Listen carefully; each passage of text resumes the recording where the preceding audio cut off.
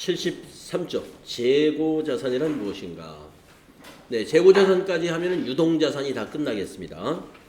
자, 재고자산은 정상적인 영업 과정에서 판매를 위하여 보유하거나 생산 중에 있는 자산 및 생산 또는 서비스 제공 과정에 투입될 원재료나 소모품 형태로 존재하는 자산을 말한다. 판매를 위해서 보유 중인 자산이다라고 볼 수가 있는데, 판매를 위하여 보유하고 있다 그러면 생산이 다 완료되어서 이제 판매되는 것만을 얘기하는 것이 아니라 생산에 투입되거나 또는 현재 투입이 되어서 지금 가공 중에 있거나 이런 것까지 모두 포함해서 재고자산이라고 하는 것입니다. 그래서 재고자산의 종류는 상품과 제품만 있는 것이 아니라 반제품, 제공품.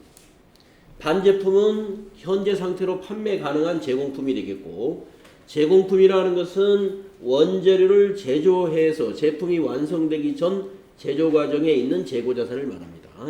그러니까 아파트를 만약에 제품이라고 본다면 지금 아파트를 짓고 있는 게 다 제공품이에요. 아파트를 지금 완공하지 않은 상태의 아파트 건축물들, 이게 다 제공품으로 볼 수 있는 것입니다. 원재료라 하는 것은 뭐냐 하면은 그 제품에 투입하기 위해서 보관하고 있는 제품의 생산 과정이나 서비스를 제공하는데 투입하는 원료나 재료를 우리가 원재료라고 하는 것입니다. 미착품이라는 것은 뭐냐? 미착 원재료도 있을 수 있고 미착 상품도 있을 수 있어요. 미착품 안에는 미착 원재료나 미착 상품이 있을 수 있는데, 이 상품이나 원재료 등을 주문을 했으나 아직 회사에 입고되지 않은 재고자산입니다. 네, 그러면 지금 아직 입고되지 않은 거면은 운송 중에 있는 것이 다 미착품이냐? 그렇지는 않아요. 우리가 이제 운송 중에 있는 것 중에서 우리가 이제 운송 중이라는 건 국내 거래를 의미하는 것이 아니라 해외 거래, 수입을 의미하는 것인데요. 수입을 하는데 선적지 인도 기준으로 우리가 매입을 했다 그러면 그 미착품은 우리 회사의 재고자산이에요. 매입자의 재고자산. 선적지 인도 기준이라는 것은 수출하는 업체에서 선적을 함으로써 매입자의 자산이 되는 것을 우리가 선적지 인도 기준이라고 하는 것입니다. 도착지 인도 기준으로 만약에 매입을 했다면은 우리 한국에 도착을 해서 그때부터 우리 회사 재고가 되는 거죠. 그래서 이제 요거 이제 미착품은 여러분이 그거를 좀 살펴서 재고자산으로 보느냐 안 보느냐를 선적지 인도 기준이냐 도착지 인도 기준이냐를 나중에 판단하셔야 되고, 그다음에 이제 소모품, 소모성 물품을 구입해서 자산 제품 생산에 투입하기 위해서 보관하고 있는 것이 바로 재고자산이다. 자, 재고자산의 종류가 이처럼 7가지 개정 과목이 소개가 되어 있습니다만은 FAT 1급에서는 실제로 상품 요 하나만 나옵니다. 왜 그러냐? FAT 1급은 실기에서 말이죠. 실기에서 뭐로 나오냐면 도소매업 법인으로 시험에 나온단 말이죠. 도소매업으로. 그러니까 도소매업이라는 것은 제품을 만들지 않아요. 상품 매입해서 파는 업체로 실기 시험이 나오기 때문에 이론에서도 그냥 상품 위주로 나오고 실기에서도 다 상품으로 나올 것이다. 그러니까 상품하고 상품 매출만 여러분이 잘 아시면 돼요. 상품 매출은 재고자산이 아니라 수익이고 상품은 재고자산이고, 아시겠죠? 상품, 재고자산, 상품 매출은 수익 계정 과목이에요. 자, 그래서 좀 넘어가서 그러면 재고자산의 취득 원가에 대해서 알아보자 이겁니다. 어렵지 않아요. 재고자산의 취득 원가는 아주 간단합니다. 모든 구입 부대 비용을 취득 원가에 포함한다는 사실만 알고 계시면 돼요. 모든 구입 부대 비용을 취득 원가에 포함한다. 그러면 우리가 지금 상품에 대해서 알아야 되니까 상품을 구입하면서 발생할 수 있는 모든 부대 비용이 다 포함된다 이렇게. 다 포함된다. 그러면 그 부대 비용이 뭐가 있겠느냐 하는 거죠. 이제 운반비도 있을 수 있고, 구입할 때 들어가는 운반비. 예. 만약에 수입을 했다. 그러면 선적재 인도 기준이면 어떻게 돼요? 배에다 실어서 거기 배에서 출발해서부터 인천항까지 들어온다든가 부산항까지 올 때까지의 그 선박 운송료를 다 우리가 부담한다는 거죠. 예. 그 배로 운반하는 운반비만 들어가는 것이 아니라 보험료도 들어가죠. 여기 보험료 같은 얘기는 안 나오나요? 네. 운반비, 하역비, 보험료 이런 거 나오네요. 예. 하역도 해야 되고 또 오다가 폭풍을 만나서 해적을 만나서 또 피해를 볼 수가 있으니까 예. 해상 보험도 가입해야 되고 예. 운반비, 또 하역비, 보험료, 예. 매입 수수료. 우리가 매입하는데 수수료가 들어가는 경우도 있죠. 수입할 때 만약에 관세가 붙는다. 그 관세도 그 원가에 들어가야 돼요. 예. 그 다음에 세금 같은 게 이제 관세 같은 거죠. 예. 그래서 지금 아까 처음에 제가 말씀드린 대로 구입에 들어가는 모든 부대 비용은 취득원가에 포함해야 된다는 거 이거 잊어서는 안 된다. 자, 그러면 다음 페이지 가시면 그러면 재고 자산에서 빼야 되는 것이 나와요. 그 빼야 되는 것이 이 세 가지입니다.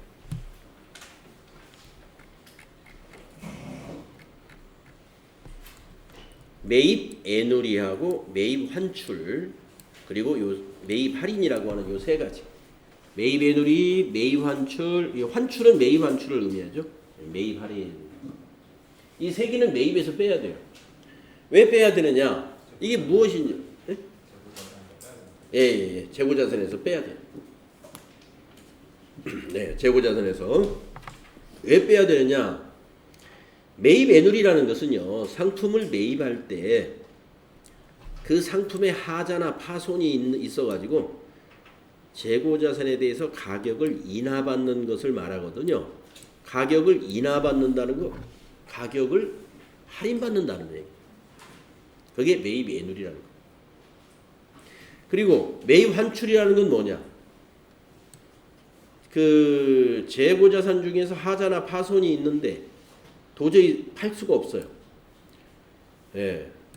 우리가 애누리 받는 것은 조금 하자가 있으니까 가격을 할인해서 판매를 하면 판매가 어느 정도 되는데 완전히 파손이 되어서 판매가 불가능한 것은 반품해야 되겠죠. 그 반품을 우리가 매입 환출이라고 한다. 그러니까 빼야죠. 그래서 여기 보시면 만약에 외상으로 매입했던 것 중에서 애누리 할 사항이 있다 그러면 차변의 외상 매입금 부채에서 감소하고요. 대변의 매입 애누리 해서 상품에서 빼준다 이겁니다.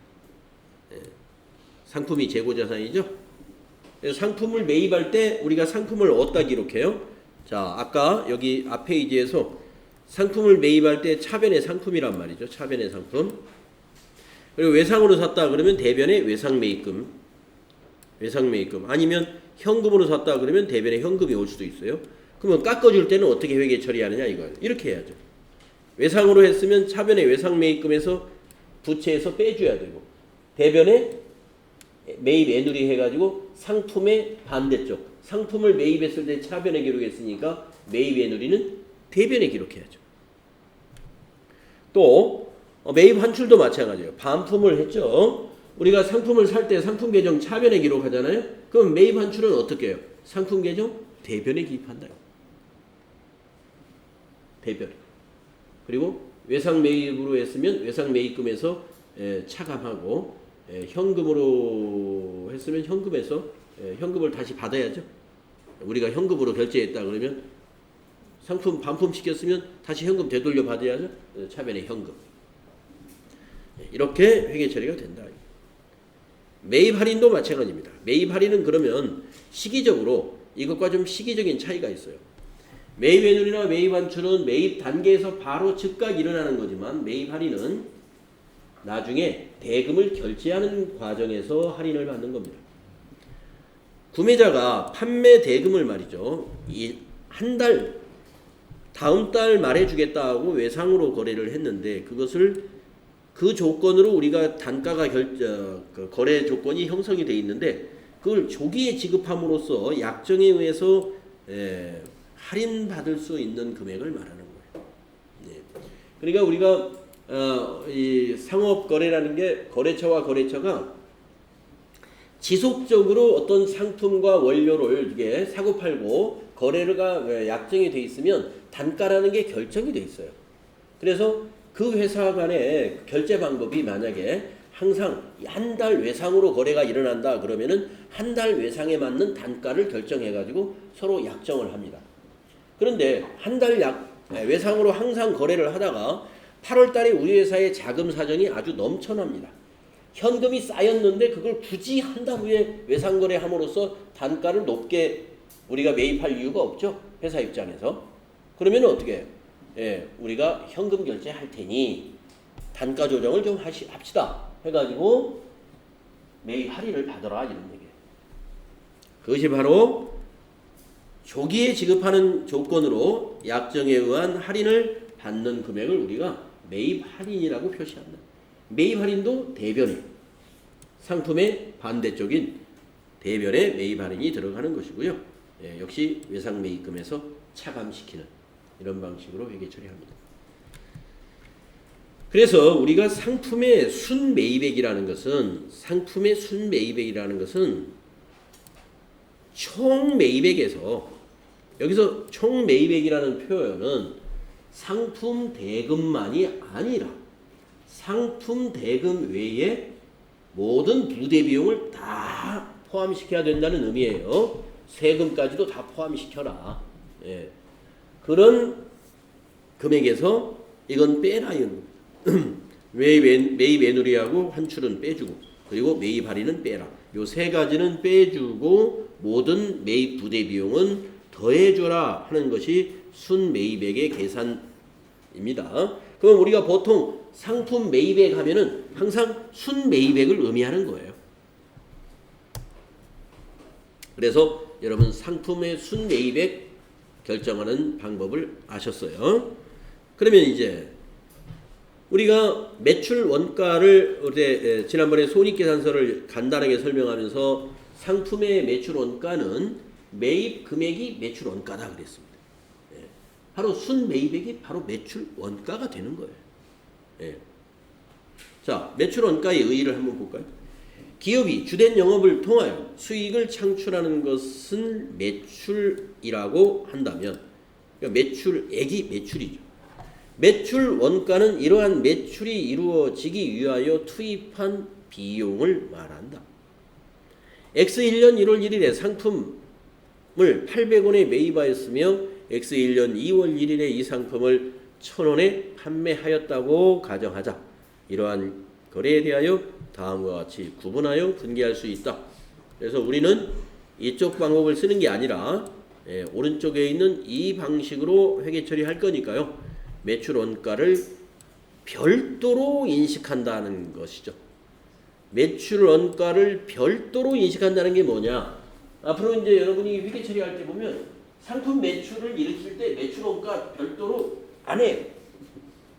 그러니까 상품 매출을 회계 처리할 때 여러분 원가 의식을 안 해요. 원가 의식 안 하고 그냥 대변에 상품 매출 얼마, 차변에 현금 얼마 이렇게 할 거예요.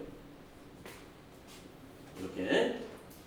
그랬다가 원가는 별도로 인식한다. 별도로. 언제? 결산 때. 결산 때. 그래서 요 분계 밑에 있는 요 분계는 결산 때 별도로 인식할 거예요. 그래서 이게 매출 원가를 별도로 인식하는 방식으로 회계 처리한다 이런 얘기입니다. 매출 원가를 별도로 인식한다. 자, 매입과 매출은 이렇게 합니다. 매입할 때는 그냥 매입 금액으로. 자, 그래서 X1년 1월 1일 상품을 매입했을 때 회계 처리를 보면 차변에 상품 800원 자산 증가 현금으로 매입했어요. 대변에 현금 800원 자산 감소. 이 상품을 2월 1일 날 매출을 합니다. 그런데 사온 가격에 파는 사람은 아무도 없죠. 그래서 1,000원에 팔았어요. 그러면 대변에 요거 상품 매출이죠. 예, 제품 매출이면 제품 매출이고 상품이면 상품 매출. 여기 상품이니까 상품 매출이라고 봐야 돼요. 예, 대변의 상품 매출, 수익 발생, 차변의 현금, 자산 증가. 1,000원에 팔았다 이겁니다. 예. 그러면 이게 나중에 결산 때 이걸 원가를 인식해 줄 때는 차변의 매출 원가 800원, 비용 발생, 대변의 상품 800원, 자산 감소 이렇게 회계 처리를 해준다 이겁니다. 이것이 일로 오고 이 매출액에 대한 원가를 차변의 비용을 발생시켜준다 이거예요. 그래서 1,000원의 매출액을 올렸고 800원의 비용이 발생했으므로 이익은 200원이다. 매출 총이익은 200원이다 하는 게 손익계산서에 나중에 나타납니다. 네. 그래서 이런 방식으로 우리가 앞으로 회계 처리해 나갈 것입니다. 자, 왼쪽에 있는 건 그냥 뭐 설명을 굳이 안 해도 상관이 없어요. 네. 뭐 여기 있는 내용 그다지 중요하지 않습니다. 그냥 무시하고 넘어가셔도 되고요. 그래서 매출 원가를 산출하는 공식을 알아야 되겠죠. 아까 800원이라는 것을 어떻게 구했느냐 하는 겁니다. 아까 800원은 기초 재고도 없었고 단기 매입만 800원 있었어요. 기말 재고도 없었어요. 800원에 사가지고 그거 1,000원에 팔고 끝. 그거였습니다. 자, 그렇지만 우리가 사업이라는 건 계속 이어지는 거기 때문에 그냥 매입해서 그거 팔고 사업이 끝나는 게 아니라 언제나 사업이 이어지니까 상품이라는 게 기초상품 재고액이라는 게 있다 이거. 그래서 기초상품 재고액에다가 단기상품 매입액을 더한다 이거예요. 왜 상품 매출원가를 왜 이렇게 구하지? 우리가 매출원가를 우리 회계처리 어떻게 한다 그러죠? 매출원가를 별도로 인식하는 방식으로 회계처리한다 그랬죠? 그러니까 별도로 기말에 결산 때 별도로 인식을 해야 되기 때문에 별도로 계산하는 방식이 필요해요. 그 방식이 바로 이거다 이거. 기초 더하기 단기 매입액 더해요. 그래가지고 기말 상품 재고액을 뺍니다. 빼요. 이건 아직 안 팔린 거니까 이 두 개가 들어와가지고 요거는 재고로 남았다 해서 이걸 빼준 거예요. 그것이 팔려나간 거예요. 이것을 상품 매출원가라고 한다. 그래서 상품 매출원가 공식 반드시 아셔야 돼요. 기초 더하기 단기 매입 빼기 기말. 약식으로 외울 때는 기초 더하기 단기 매입 빼기 기말. 이게 매출원가입니다. 이게 매출원가예요. 기초상품 재고액 더하기 단기상품 매입액 빼기 기말상품 재고액이 된다.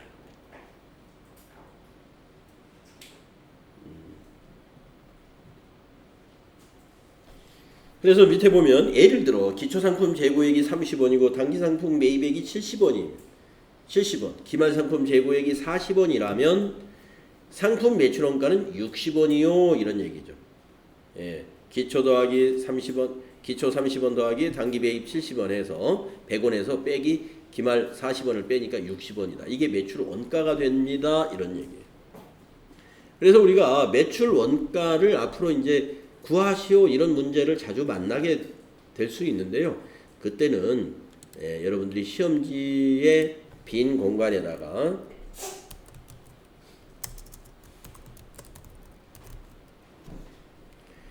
T자를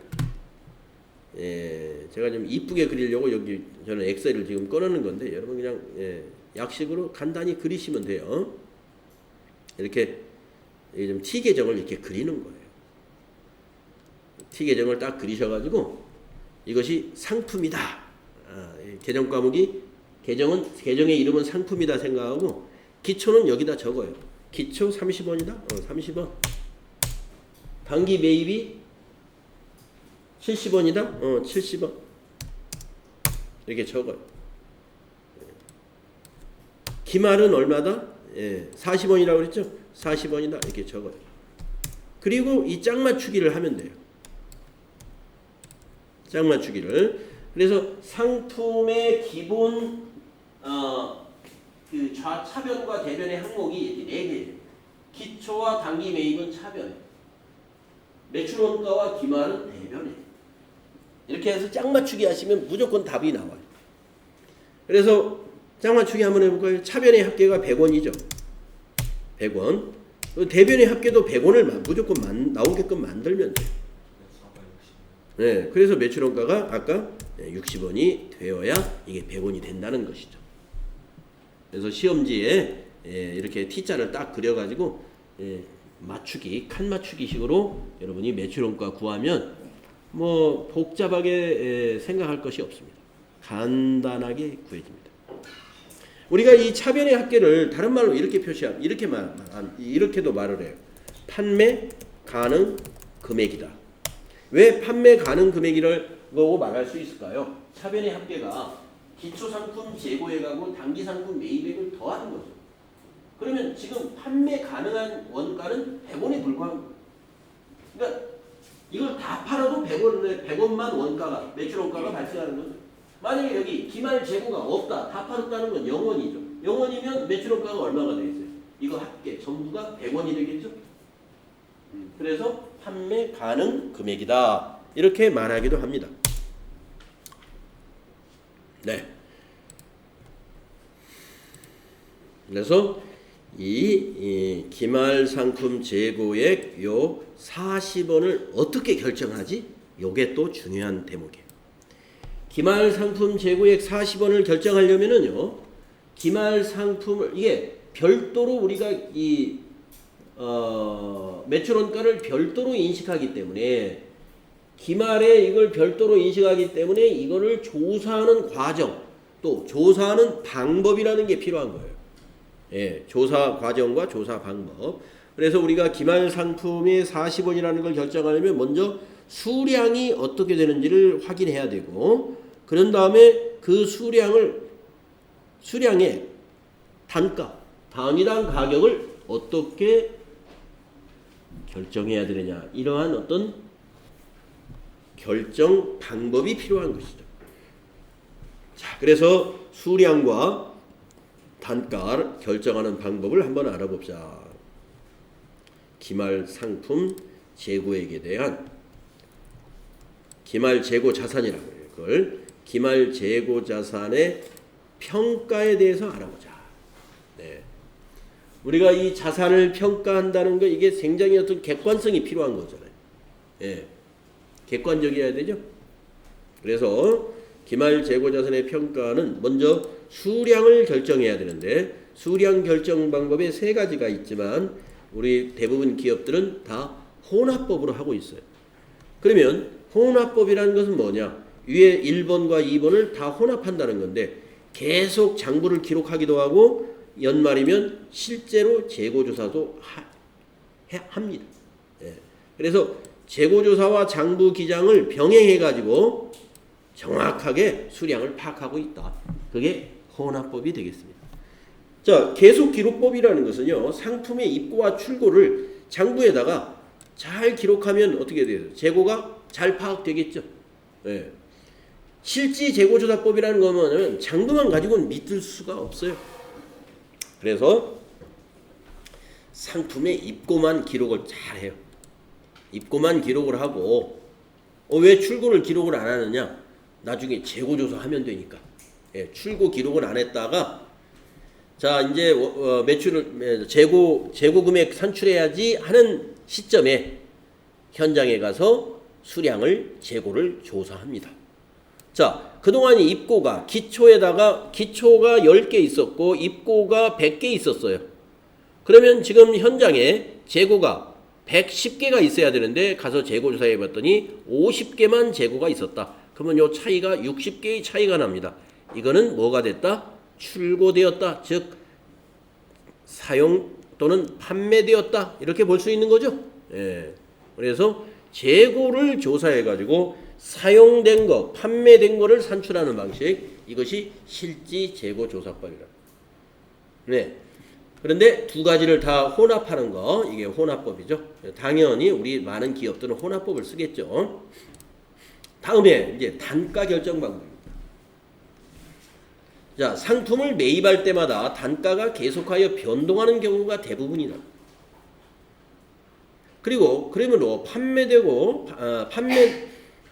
재고자산의 단가의 흐름을 어떻게 가정할 것인지를 우리는 정해야 된다. 자, 왜냐면은 우리가 이 상품 매출원가를 별도로 인식을 하기 때문에 1월 1일부터 말이죠. 12월 달까지 상품 매입이 1년간에 걸쳐서 수시로 매입이 됐어요. 그러면 1월 달부터 12월 달까지 매입 가격이 항상 같겠느냐 하는 거죠. 다르다는 거죠. 예, 그래서 우리가 그러한 단가의 흐름이 있기 때문에 그러면 지금 남아있는 재고를 1월 달 매입 가격으로 보느냐, 2월 달 거로 보느냐, 12월 달 거로 보느냐 그런 얘기죠. 거기에서 어떤 가정이 필요하다 이겁니다. 단가 흐름의 가정을 가지고 우리가 단가를 결정하게 되는데 가장 정확한 방법은 개별법입니다. 상품 하나하나에다가 전부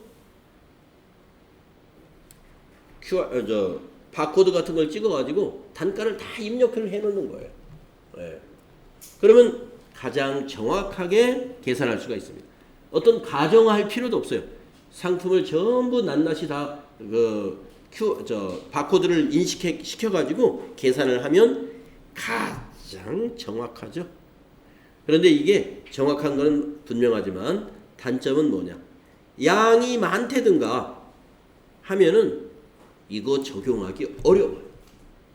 그래서 개별법은 가장 정확하지만 거래가 많고 수량이 많을 때 적용이 어렵다는 단점 때문에 시험에 안 나와요. 시험에는 뭐가 나오겠어요? 이런 것이 나와요. 그래서 여러분은 이거 중심으로 우리가 단가 결정 방법을 이해해둬야 된다. 개별법 가장 좋은 방법이지만 그러니까 이 규모가 작은 데서는 그냥 개별법 쓰면 돼요. 제일 정확하니까. 네. 규모가 작은 데에서는 선입선출이나 이런 걸 가정할 필요가 없습니다. 그런데 수량이 이거 개별법으로는 도저히 불가능하다. 네. 이런 경우에는 이런 가정을 하에서 우리는 단가가 결정됩니다. 자, 선입선출. 아마 여러분 들어보신 내용일지도 모르겠어요. 선입선출. 우리 선착순 줄서기 하는 거 있죠. 예. 뭐 어디 입장하는데 선착순 입장입니다. 먼저 온 사람 먼저 입장합니다. 이런 게. 예, 선입선출. 그래서 일반적인 상품의 흐름이 바로 선입선출이에요. 실제 물량의 흐름과 상당히 일치합니다. 장점이 재고자산의 금액이 현재의 공정가치하고 거의 같습니다. 이게 무슨 말이냐? 선입선출이라는 건 뭐냐면 먼저 들어온 것은 팔려나갔다 보는 게 선입선출이란 말이에요. 그러면 지금 남아있는 재고는 뭐가 남아있느냐? 어제 그제 들어온 것이 남아있다라고 보는 게 선입선출이란 말이죠.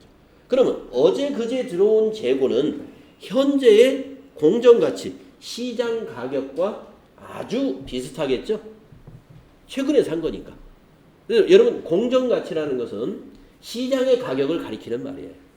그래서 선입선출 방식으로 우리가 회계 처리하면은 재고 자산을 파악하면은 재고 금액이 현재 시가하고 굉장히 가까운 금액이다. 이렇게 보시면 됩니다.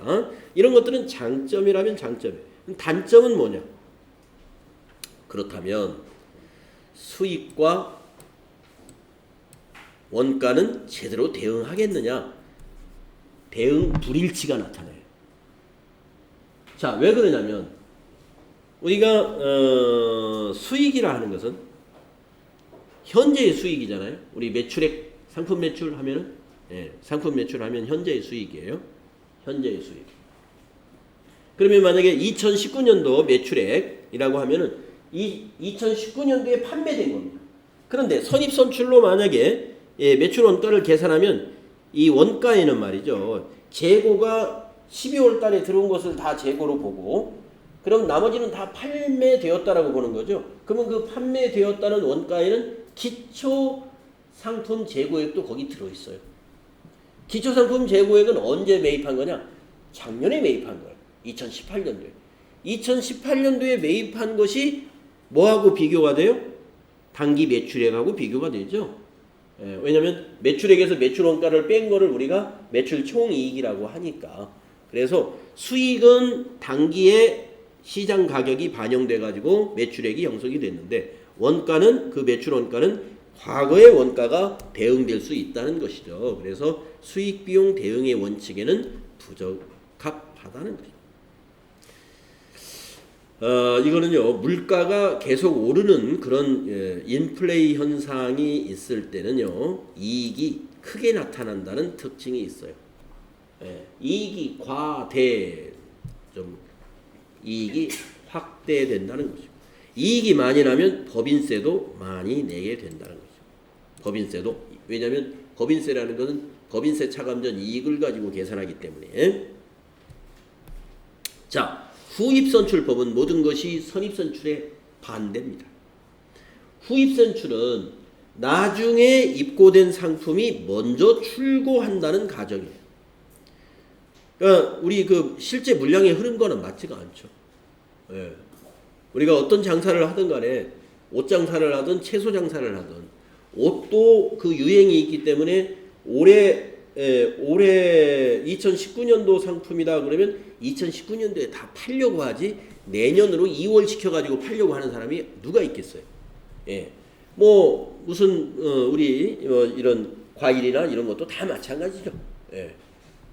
먼저 들어온 것을 먼저 팔아야 나중에 들어온 것이 싱싱하게 남아있는 거죠. 그러니까 후입선출은 어쨌든 어디에도 맞지는 않습니다. 예, 그런데 장점이 있습니다. 현재 수익에 현재의 원가가 대응되죠. 그래서 수익 비용 대응의 원칙에는 딱 맞아요, 이게. 그러나 실제 물량의 흐름과는 맞지 않고요. 이것이 재고자산 금액이 현재의 공정가치를 나타내지를 못한다는 것이죠. 예, 왜냐하면 재고가 과거 것이 남아있으니까. 그리고 아까 물가가 상승할 때 이게 선입선출이 이익이 과대하잖아요. 후입선출은 그 반대가 돼요. 이익이 툭 떨어져요. 후입선출은. 자, 그래서 우리는 또 평균법이라는 게 있어요. 이 두 개는 굉장히 좀 극단적이고, 평균이라는 것은 월평균 또는 연간의 평균을 나타내는 겁니다. 그래서 이동평균은 좀 복잡한 평균이고 총평균은 아주 간단한 평균인데, 이동평균법은요, 매입할 때마다 이동평균 단가를 구하는 방식으로 출고 단가를 결정합니다. 장점은 변동하는 화폐 가치를 단가에 반영할 수가 있고요. 단점은 매입이 자주 발생하는 경우에 매번 단가를 계산해야 된다는 번거로움이 있어요. 그러면 이걸 뭐 지금 사람이 계산하는 게 아니라 전부 다 컴퓨터 프로그램으로 계산할 때니까 계산 번거로운 거는 문제사항이 문제가 아니죠. 다음에 총평균법. 기말에 총 입고 금액을 총 입고 수량으로 나누어 가지고 총 평균 단가를 뽑습니다. 그래서 1년치 평균 단가를 산출해 가지고 거기에다 출고 수량을 곱하면 그게 매출원가가 돼요. 간단하죠? 네. 그래서 가장 간편합니다. 그리고 평균이기 때문에 어떤 의도적인 조작일 가능성이 아주 낮습니다. 네.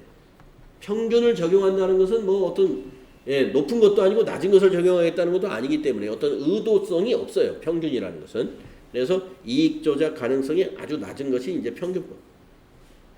단점은 뭐냐? 기초가 기말 재고에 포함이 돼버려요. 평균을 내버리기 때문에. 왜?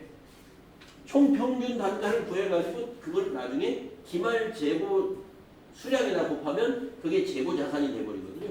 그러니까 기초 재고가 기말 재고에 섞여 있는 그런 계산 결과가 나와버리는 거죠. 이것은 단점이라면 단점이다.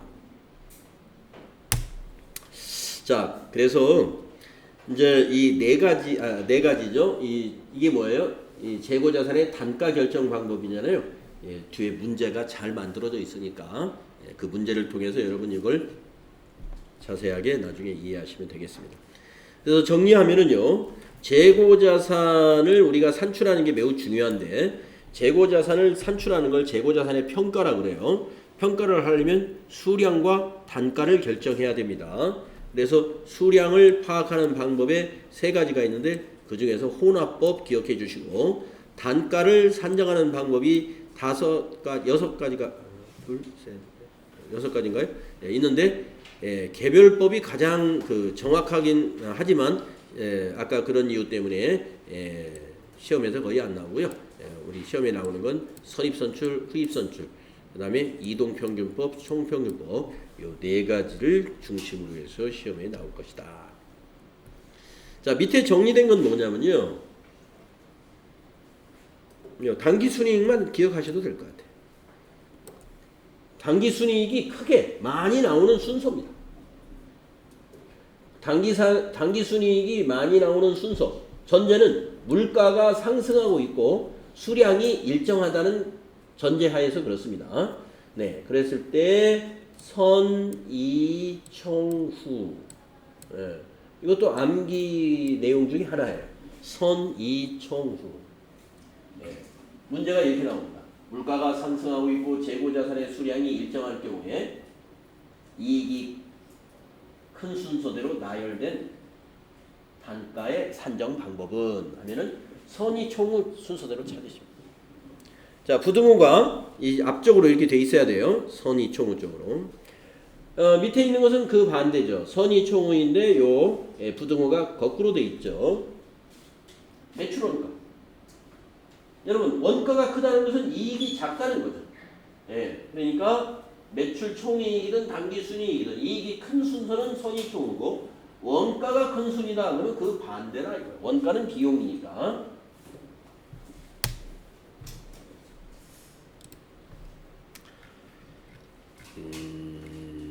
그래서 이제 계산을 해보시면 여러분이 저걸 증명해 볼 수가 있습니다. 네. 자, 그 다음에 이제 지금 이제 재고자산의 뭐를 재고자산의 금액을 산출하는 방법에 대해서 알아봤어요. 수량과 단가 결정 방법. 네. 그 다음에는 이제 요거를 해야 되는데 요거 좀